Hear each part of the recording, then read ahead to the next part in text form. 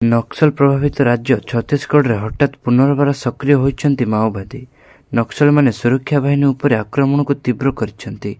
ଗତ 4 ଦିନ ମଧ୍ୟରେ ସୁରକ୍ଷା ବାହିନୀ ଏବଂ ନକ୍ସଲମାନଙ୍କ ମଧ୍ୟରେ 3 ଥର ମୁହାଁମୁହିଁ ହୋଇସାରିଲେଣି, ଯେଉଁଥିରେ 2 ଜଣ ସୈନିକ ଶହୀଦ ହୋଇଛନ୍ତି ଏବଂ ଅନେକ ସୈନିକ ଆହତ ହୋଇଛନ୍ତି।